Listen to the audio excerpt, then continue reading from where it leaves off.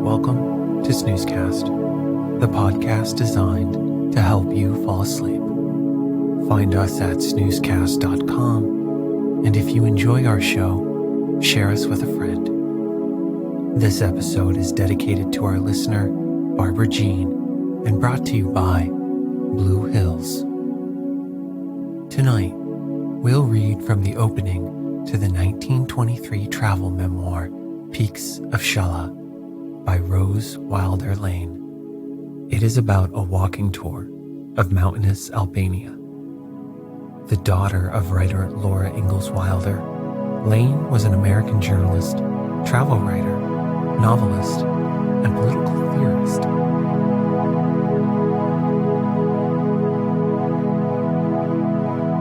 Let's get cozy.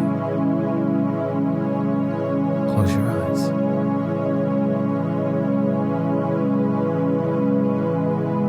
Relax your body into the softness of your bed. Now, take a few deep breaths.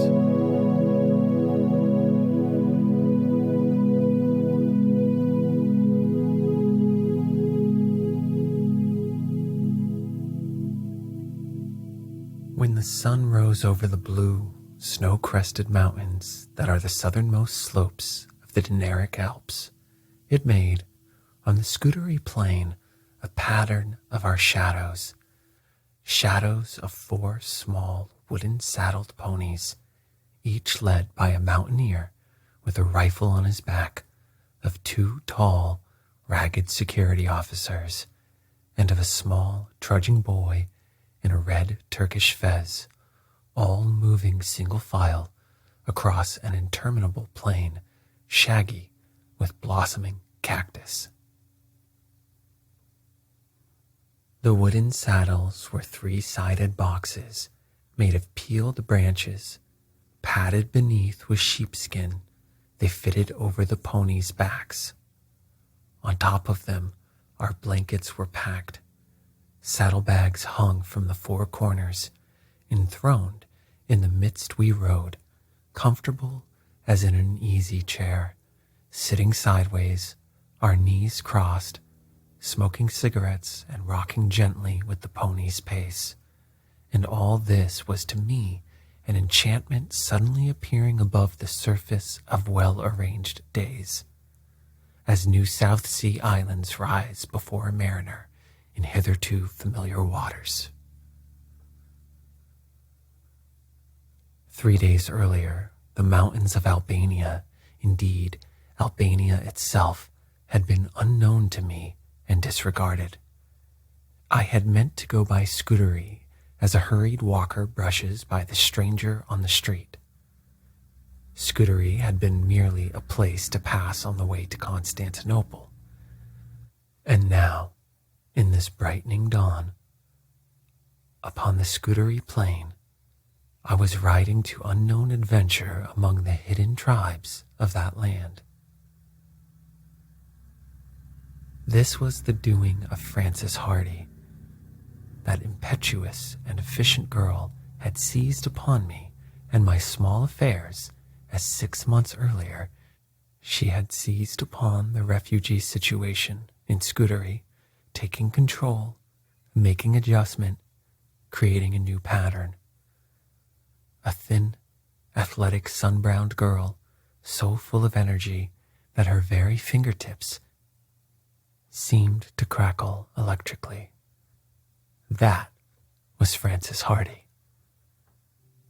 An Albaniac, I called her at our first meeting, perceiving that one might disagree with her, argue with her, even poke fun at her, and still be her friend. She had seized on the word with delight, the perfect word, she said, and had returned at once to her attack. Constantinople's nothing. Everyone goes to Constantinople. But if you don't see Albania, you're wasting the chance of a lifetime.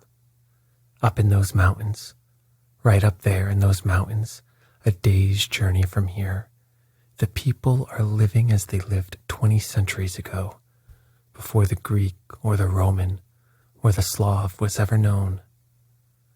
There are prehistoric cities up there, old legends, songs, customs that no one knows anything about. No strangers ever even seen them. Great Scott, woman, and you sit there and talk about Constantinople. But if nobody goes there, how can we do so? I said. How does anyone ever do anything? Simply do it. Hire horses, get on them, and go. Carrying our own guns? Oh, we'll be safe enough. We may run into a blood feud or two, but nobody ever harms a woman. Nobody even shoots a man in her presence. She means no Albanian ever does, said Alex. Bless 'em, said Francis, and added, in Albanian, glory to their feet. I had the vaguest notion of Albania. I knew it was the smallest and newest member of the League of Nations. I knew it was in the Balkan Wars, and I knew that recently the Albanians had driven from their shores the Italian army of occupation. If someone, testing my intelligence or psychoanalyzing, had said to me, Albanians, I should have replied, bandits. But Francis Hardy is irresistible in more ways than one. Therefore, on this spring morning, while mists rose slowly from the blue waters and the shadows of the mountains retreated from its shores, we were riding northward toward the lands of the mountain tribes. There were 4 of us, not counting our retainers. No, 5, for at the last moment, small, chubby-cheeked Rex, in his red Mohammedan fez, had gravely engaged Francis Hardy in argument as to the desirability of his accompanying us. 12 years old, a staunch Mohammedan, self-adopted father of 7 smaller refugee children for whom he maintained family life in a hut he had found, he had made all arrangements for the trip without consulting us. He said that he had never seen the mountains, and that he thought it necessary to learn about them as part of the education of a good Albanian. He pointed out that he spoke excellent English, which he had learned in some 3 months of association with Miss Hardy, and that he would be valuable as an interpreter. It was true that we had 1 interpreter, but there were 6 men and many saddlebags. He would keep an eye upon them all. The care of his children he had arranged for. As to the Mohammedan school in which he was a pupil, it taught him nothing. He would take a vacation from it. He would be of use to us upon the trip. The trip would be of value to him. Having said this, he gravely awaited Miss Hardy's decision. When she said, "All right, Rex," he permitted himself to smile and looked over the packs, suggesting some changes that would make us more comfortable. He now walked behind Miss Hardy's pony, a pistol and a knife in the belt of his American pajama coat. Happy office man off for a lazy vacation. Just the same, I wondered a bit, taking everything into consideration. It cannot be said that I was entirely unprepared for the interesting developments before us. Also in our party was Alex. Sunshiny hair, softly fluffed wide blue eyes, and that complexion of pink and white like roses painted on a china plate. It drives a dagger of envy into every feminine heart and makes the fortunes of cosmetic makers. She wore a purple tam, a leaf brown sweater with a purple tie, and the trimmest of riding trousers. She looked like a magazine cover. She was in reality the most hard-headed, soberly sensible of girls, to her fingertips an anti-Potterite. She and Francis were going into the mountains to decide where to establish 3 schools. They had themselves collected in America the money for them, and this was their vacation from Red Cross work. At about noon, we left the plain, and almost at once our ponies began to stand up like pet dogs begging for cake, their hind legs supporting their weight while front hoofs pawed for foothold above on the stair-like rocky trail. An Albanian held each of us tightly by elbow or knee, ready to save us from squashy death if the pony lost its balance. And as the little animals strained, clambered, gathered their feet together for desperate leaps, a sudden long high wail broke forth ahead. The 2 security officers were singing. Walking easily up a trail that I could have overcome only on hands and knees, carrying their rifles and 20 pounds of canned goods on their backs, they were merrily singing. Thumbs pressed tightly against their ears to prevent the air pressure of their lungs from bursting eardrums, they sent far over the crags the long, shrill, high notes like nothing human I had ever heard. Frances Hardy, lying almost perpendicular along her pony's back, her chin on what would have been the saddle pommel had there been one, looked downward at me, similarly extended. "They're making a song to the road of the mountaineers," she said. "That's Mount Chafa up there. We're going over it today, and then we'll be in the mountains. Aren't you happy?" I could find no word emphatic enough for reply as I gazed up at the tiny notch in a wave of snow crest that curled against the sky 5,000 feet above us. The sun swung to its highest and sank again while we climbed. It was low in the sky. It seemed on a level with us.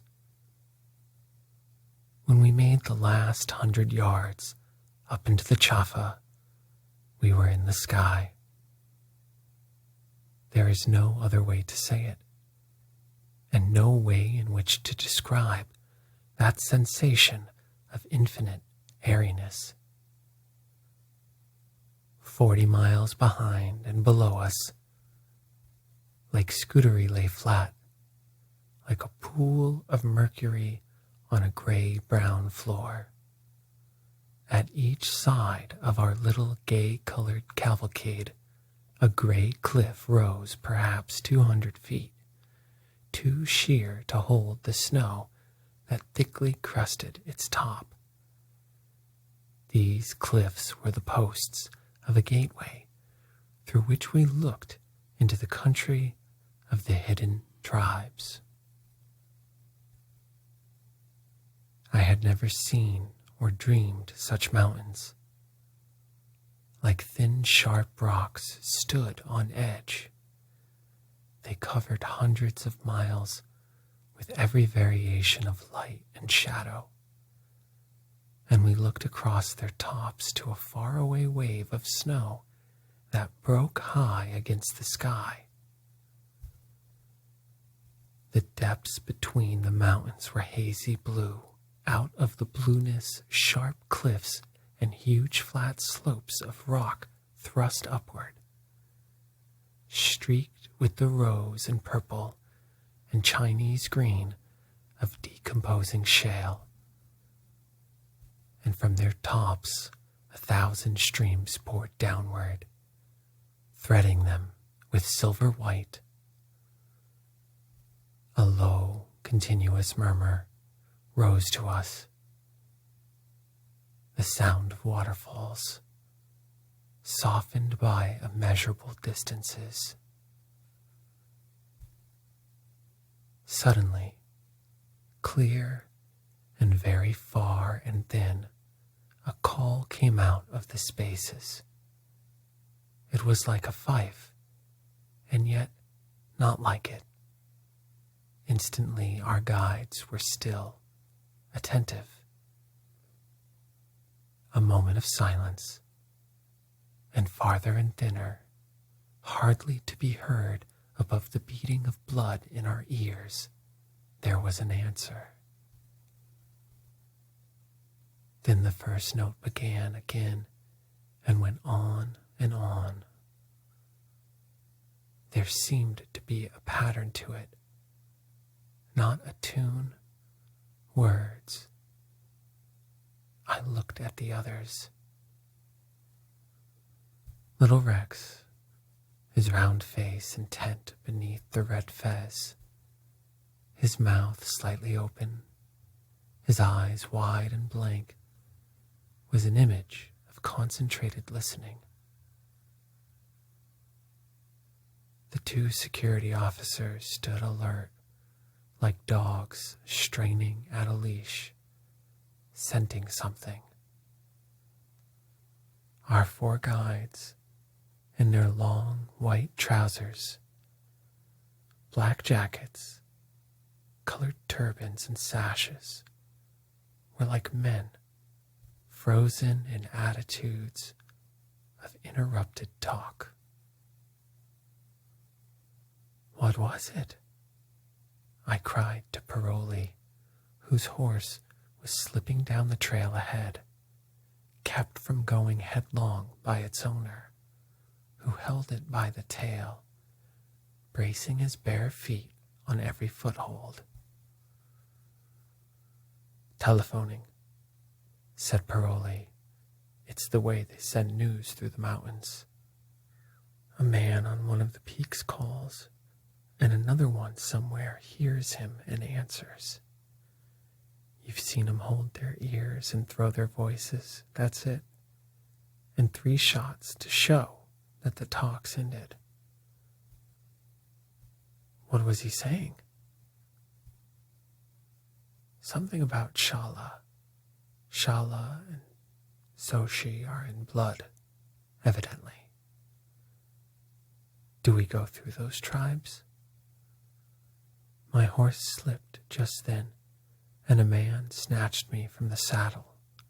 The horse, held by the tail, floundered on the trail, striking sparks from his hoofs, shod with solid thin plates of steel. The packs went over his head. My man sent me on a shoulder-high rock and dashed to the aid the rescue. The horse got his footing and stood trembling, his head covered with streaming blankets. I said then that I would walk, but it was not walking. It was jumping, scrambling, dropping. Those mountains were evidently created to be looked at, not to be walked upon. Bathed in perspiration, I stopped from time to time to eat a bit of snow, and 12-year-old Rex looked at me with compassion. He had walked nearly 20 miles that day and was still gay and fresh. The men were still singing. In a minute, Mrs. Lane, we will come to a resting place.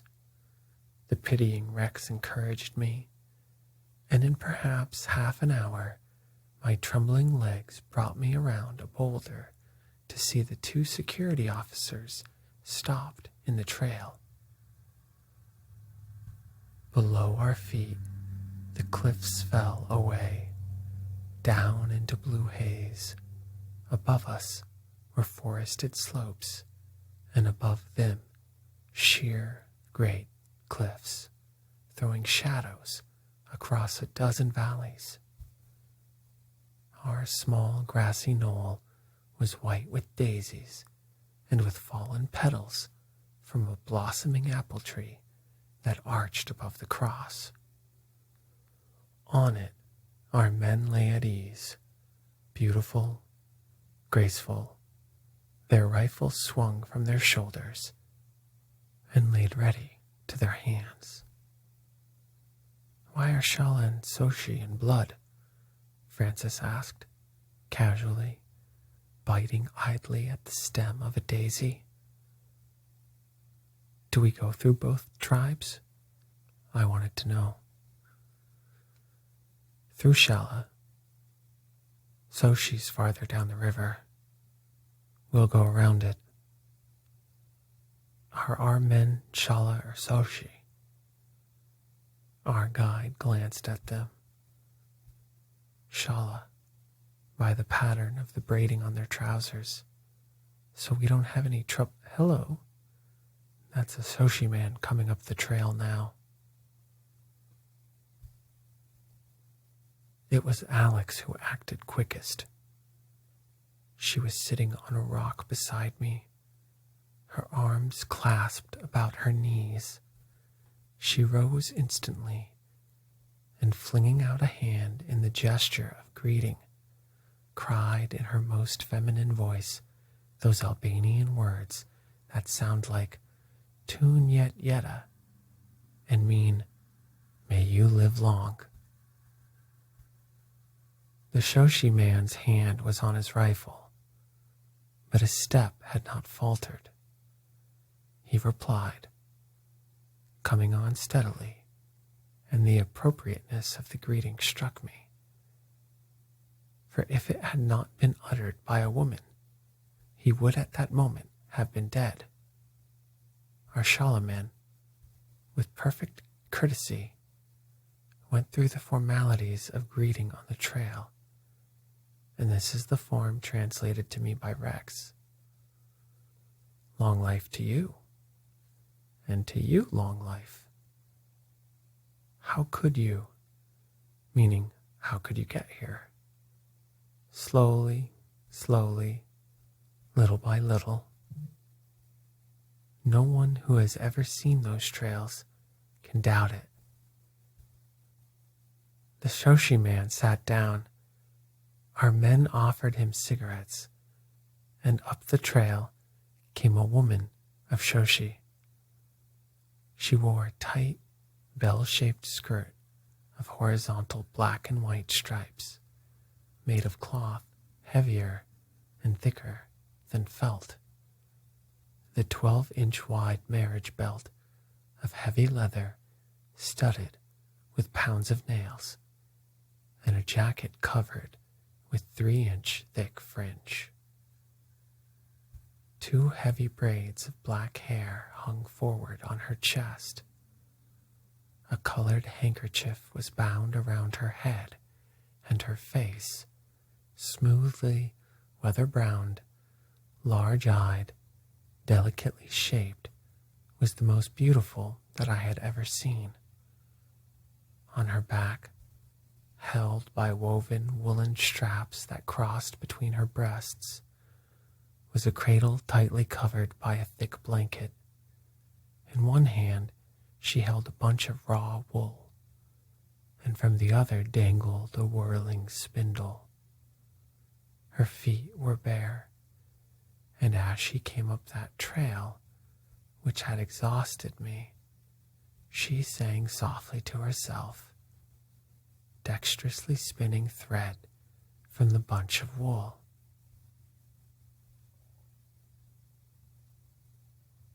Jeremy, our happier security officer, rose quickly and went to meet her. He took her by the hand and laid his cheek caressingly against hers. He was like a child, Jeremy, with his happy face, deep wrinkled with laughter, the mischievous twinkle in his eyes, his bursts of wit and song. But he looked all of his 40 years as he gazed tenderly at the woman of Soshi. "She is a woman of my people," he said, leading her gallantly to us. "Are you a woman?" said Francis Hardy, correctly, in Albanian. I am born of Shala, married in Shoshi, she answered. Her voice was soft, and her hands and feet would have been madness to a sculptor. In any Paris restaurant, those slender fingers, almond nails, and delicate wrists, aristocratic, would have been a sensation. We admired the baby, excavating it from 5 folds of blankets to do so. 18, she said, and she had been married 3 years. And have you been home since? Ah, no, she said, with a wistful smile. Born in Shala, said Jeremy, but she was married in Shoshi, and in Shoshi she will die. I wonder what she thinks of us, I said, for though she must have felt great curiosity about these strange beings, dropped apparently from the sky upon her well-known trails, she did not reveal it by the flicker of an eyelash, and she asked no questions. It was we who were so rude. How old do you think we are? Francis asked her. She looked at us candidly, beneath her long lashes. How can I say? She answered. I cannot read or write. I gather wood. The Shoshi man now rose, slinging his rifle back on his shoulder, and said farewell. Go on a smooth trail, said our men, and he went on up the trail without turning his head, the woman following him. Well, we must be getting on, said our guide. We've a long way to go, and we ought to get in before dark.